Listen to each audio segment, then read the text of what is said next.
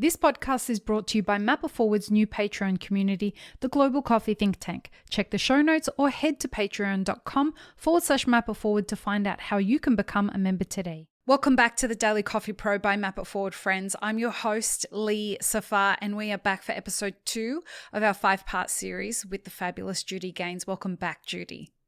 Thank you. We are in this episode carrying on from our theme of the future outlook of coffee pricing and supply, and we're going to pick up where we left off in the last episode, where we were talking about pricing and the benchmarks that futures markets have allowed, well, the discovery that they allowed for pricing in coffee markets. And what we're exploring in this episode is what are the greatest forces that impact coffee supply and pricing.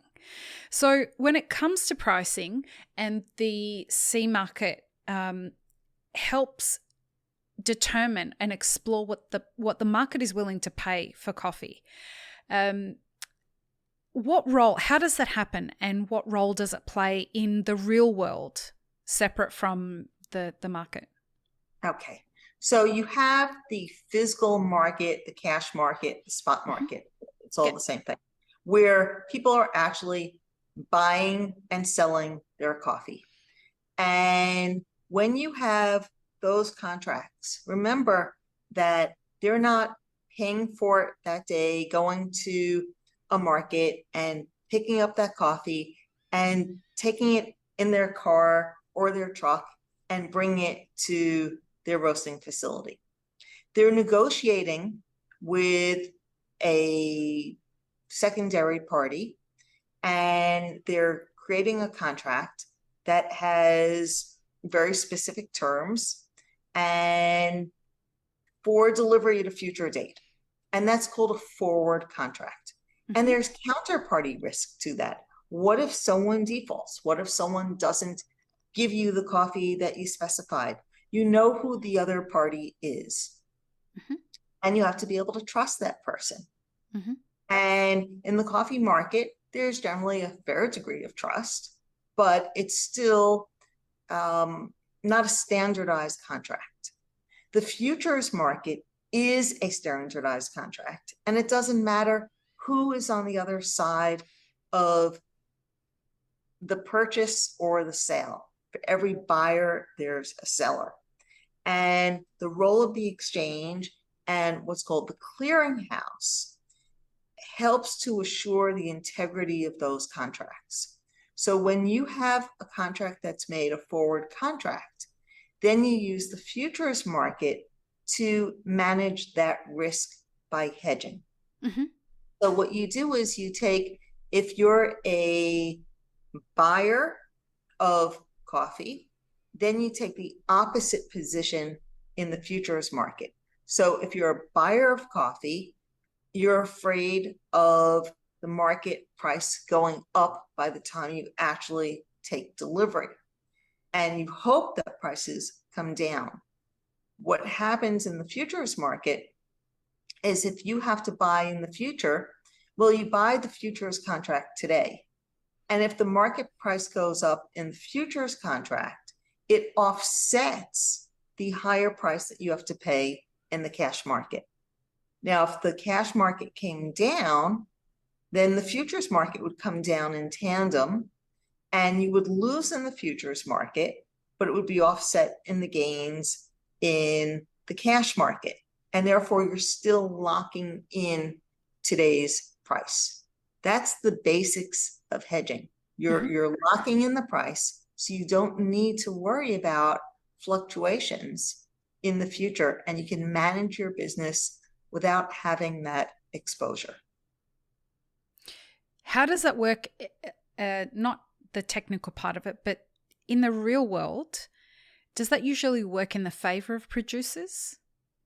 Well, the problem is that there's a lot of small producers who don't have the access to the market. And maybe their production is too small relative to the contract size. And therefore, you have exporters, importers, the large commercial trade, and roasters of medium size, because there's some small roasters who don't. And maybe they buy their coffee and they sell it immediately and they have back-to-back transactions. They don't feel they have the price risk, and therefore they're not hedging because they don't feel they have that exposure, or they feel comfortable enough that if there's a change in price, they could pass that on to consumers. That's another possibility. And so therefore producers have the hardest time because most of them aren't taking advantage of the market because they don't have the education from understanding the tools that are available or access to it or the financial wherewithal to participate. And so what they can do is, if there's a level of sophistication when they're buying through a cooperative, is maybe to negotiate that some portion is hedged or have something in their contracts, but the majority aren't, and therefore they have that exposure. So what they do is they try and hold back, and usually it works against them because something will happen to the market, or they're only selling as they need the cash. Right. And that's not really a game plan. You have to look at a farm as any other business. And many just don't. And that's the reality of it. They're utilizing, what it sounds like is they're utilizing only one of the tools available to them rather than understanding the smorgasbord of tools that are available to them and using those. Would you say that's right? Well, yeah, part of it is the ability to do so. They don't have the capital to participate. Or the technology a lot of the time. Right. Understanding the technology is difficult. I can't tell you the number of producers that say to me, Lee, this is the first time I might be able to hedge against my crop. I don't have any idea how to do it. And I think, well, that's a really interesting conundrum to be in because they have extra cash because they had a great year last year. They're concerned about the times that are coming up. They've heard of this thing on the Map It Forward podcast from this incredible lady, Judith Ganes, and they're like, well, how do I do it? What do I do? Well, that's why you're supposed to send them to me after. Right. And I teach my courses on risk management. And that's it's even the time. And that's that they want, like all of us, it's like, can I just go to somebody that I can trust, a broker of sorts, and it's a bigger, deep web of problems, right? It's when we say access, it's not just about how do I do it? It's about access to someone you can trust, access to the technology, access to the knowledge. It's there, but there's a reason it takes people, decades to understand it. Correct. And we just touched upon futures, and I would say for most producers, they probably should be looking at options anyway, because options on futures, which is a derivative of the futures contract, so something that's priced off of something else, provide more flexibility because then they're not necessarily locking in today's price, but giving them the ability to participate on the upside should the market rally. Yeah. I'm sure that most people thought when they heard you say that's a whole other language. That's my point. Yep, it's a whole other language. It's English. It's the words are English, but I happened to have the good fortune of watching you on Bloomberg because I watch Bloomberg just so I can try and learn the language, and you were great on Bloomberg. I have to say the thing was, you spoke in a language that most people don't speak on in Bloomberg. You spoke in really easy to understand terms while using some of their language. I just thought, do they keep it complicated so that normal people like me don't understand it, or what? No, because if you talk to doctors or to, I mean, it's no different. It's the same you become so accustomed to talking about certain things that you forget that it's not our language. Yeah. Which let's go back to the track we're on and talking about the cash market and the futures market, okay? Because there's another component to it, and that is what's called the basis. And the basis is the difference between the cash price less the futures price. And in coffee, in every other market, it's called the basis, except for in coffee, it's called the differential. I'm so glad you got here. That was going to be my next question is, what's the role of the differential in it? Okay, so the differential is a quality or location, a supply difference where the buyer is willing to pay a premium or have a discount relative to the marketplace. Now, there are certain coffees that are exceptional, and therefore they're always going to have a very firm differential. There are some coffees where maybe because of supply tightness, that differential, the plus over the New York C contract, so it's the cash price is greater than the futures price when the differential is positive. And let's go back 22 years when the coffee market had reached historically low levels, when the market was super, super depressed. Something happened. And that was many producers decided that instead of focusing on quantity, they're going to focus on the quality of their coffee. And it dovetailed with the growth in the specialty coffee industry on a global basis. And something else happened, and that was you wound up having these certification programs, be it Fair Trade or UT, Rainforest Alliance, where roasters said, you know what, we recognize that growers aren't making enough money. The futures market is a true indicator of where the price should be. The futures market reflects every possible fundamental, whereas the differential for Colombian coffee would represent what's happening in Colombia. And by particular type of coffee. And the same for Costa Rica or Honduras. And so you have these disparities sometimes. And when there's periods of tightness, then the differential tends to increase. And when the quality is better, then that standardized base grade of the futures contract, then the differential will be positive as well. And so all these factors go into determining the willingness of buyers to pay a higher price. Now, maybe growers will say, I'm not selling my coffee at this lower price. I'm demanding a higher differential, and it's up to the buyer to say, I'm going to pay for it or not. It always comes down to the buyer's willingness to buy it. Just the same way as if you're in a grocery store and grapes were exceedingly expensive, well, you have a choice. Are you going to pay that price, or are you going to go buy a banana? Right. And those kinds of differential, those decisions, that's not a part of the futures market. That happens on the ground, right? That happens. That happens on the ground. That's part of the cash market. But it's all connected, and this is what I'm leading up to.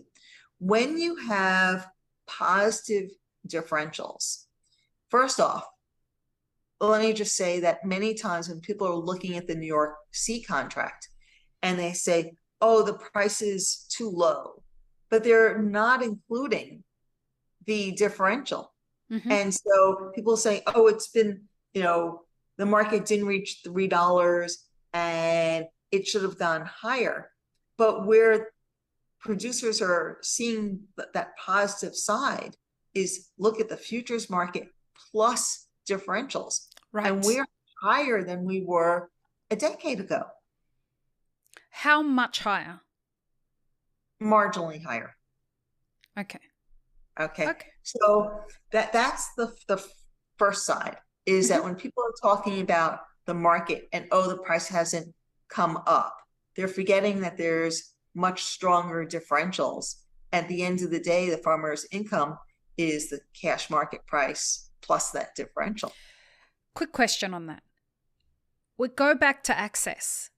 Are producers, if they don't have access to this world that is the futures market, and of all the producers that I've asked, how much does it cost you to produce a pound of coffee? The majority of them say, I would be guessing. Actually, 100% of them say that they would be guessing, which concerns me as a business consultant. It really concerns me. How do we know that the producer understands? Well, let me say that a different way. How do we know that the producer is actually getting paid a fair price? You know, a fair price is an interesting thing because it's subjective. And yeah, I mean, it's a tough one to swallow because everybody wants producers to have better than a decent wage and have the, you know, that quality of life and be able to give their kids whatever they need and have food on the table and be able to expand their production and have the truck and not have to worry and have whatever else that, you know, they desire in life. Okay, they work hard, they deserve that.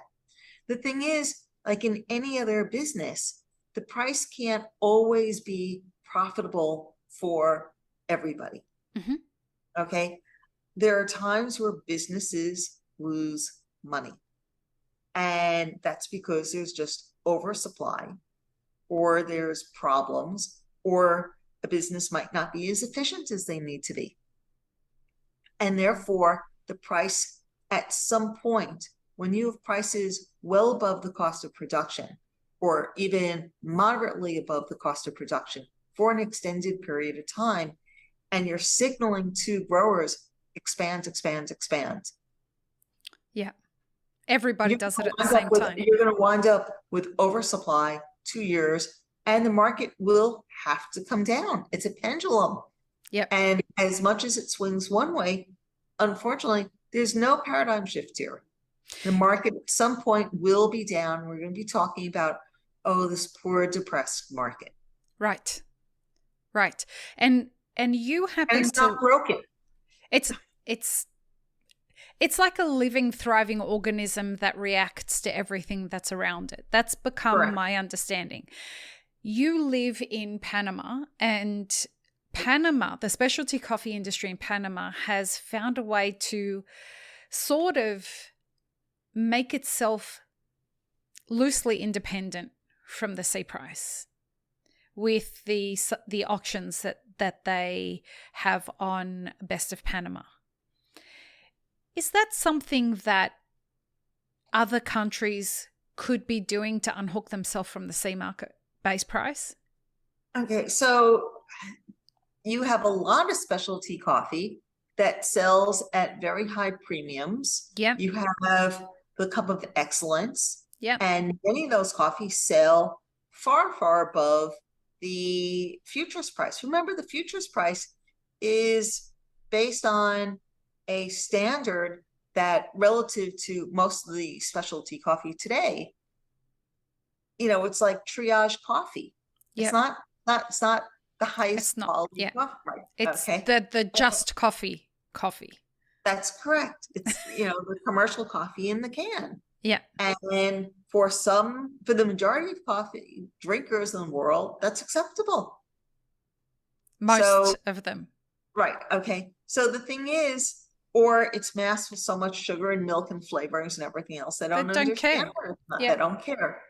And they don't have the discerning palate that you have. So from that perspective, there's a lot of coffee that's sold at much higher prices than the C. But Panama is a unique situation because Panama has only 60,000 bags compared to Brazil that is 60 million. At one point, you know, almost 70 million bags. So you can't, when you have huge production, you're not going to be able to get $1,300 a pound for your coffee. Right. I mean, it's the same way as, any car, and, just because the Panamanians treat their coffee like Kobe beef, and, they rub the trees and and whisper do sweet everything nothings else. to them. Right. I mean, it's hats apples off and to the oranges. country I live in, I mean, it's incredible what they've developed. And part is that, and people have tried to replicate the geisha coffee, but it's not the same because Panama just happens to have incredible soil conditions, and in the heart of the coffee area in Buquete, they're just blessed. Oh, it's volcanic soil, isn't it? I mean, you can't, it's just south of Costa Rica, and Costa Rica also has tremendous coffees. Yeah. So it's unique. And then also there's a lot of marketing cachet around it also. I mean, the same way as people pay a lot for whether Kobe Luwak. I mean, it's so that's just some cruelty right there, from my perspective. In the next episode, we're going to head into the next episode. I would really like us to explore more the downward pressure that, well, perhaps downward and upward pressure that's being placed on the supply and pricing of coffee. Because in a recent post that you made on LinkedIn, you were talking about how dangerously low the supply of coffee is in Brazil right now in their reserves. And I suspect that a lot of people are unaware that that's actually a situation that could impact things. Am I right?